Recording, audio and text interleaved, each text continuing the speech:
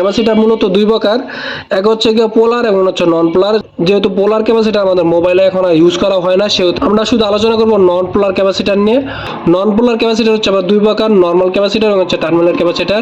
এই যে যেগুলো দুইটা টার্মিনাল দেখতেছেন এটা হচ্ছে নর্মাল ক্যাপাসিটার, আর যেটা আমাদের চারটা টার্মিনাল দেখতে পাচ্ছেন এটা হচ্ছে টার্মিনাল ক্যাপাসিটার। তো এই টার্মিনাল ক্যাপাসিটার নিয়ে আমার সুন্দর একটা ভিডিও আছে, আপনারা চাইলে ওই ভিডিওটা দেখে আসতে পারেন। এখন আমরা আসি ক্যাপাসিটার কিভাবে পরিমাপ করবেন। ক্যাপাসিটার পরিমাপ করার একক হচ্ছে মোট 5টি: farad, milli farad, micro farad, nano farad এবং পিকো ফ্যারাড। ফ্যারাড এবং মিলি ফ্যারাড ক্যাপাসিটার আমাদের মোবাইল ইউজ করা হয় না। তো বাকি 3 ধরনের ক্যাপাসিটার আমাদের মোবাইলে ইউজ করা হয়: মাইক্রো ফ্যারাড, ন্যানো ফ্যারাড এবং হচ্ছে পিকো ফ্যারাড। তো আমি আপনাদের একটু দেখানোর চেষ্টা করি মাইক্রো ফ্যারাড, ন্যানো ফ্যারাড এবং হচ্ছে পিকো ফ্যারাড কিভাবে চিনবেন। এটা হচ্ছে ফ্লাই ক্যাপ, আমরা এটা নিয়ে আগে আলোচনা করেছিলাম। এখানে দেখেন এই ক্যাপাসিটারটা ভ্যালু হচ্ছে কি 2 মাইক্রো ফ্যারাড এবং এটা সিরিজ আকারে লাগানো হয়েছে। তার মানে এই ক্যাপাসিটারটা অবশ্যই আপনাকে রিপ্লেস করতে হবে। এই ক্যাপাসিটারটা আমরা কপি করে এখানে লেআউটে পেস্ট করব। এই ক্যাপাসিটারটা হচ্ছে কি আপনার ন্যানো ফ্যারাড, এখানে দেখেন 2NF মানে ন্যানো ফ্যারাড। এই ক্যাপাসিটারটা গ্রাউন্ডের সাথে সংযুক্ত আছে।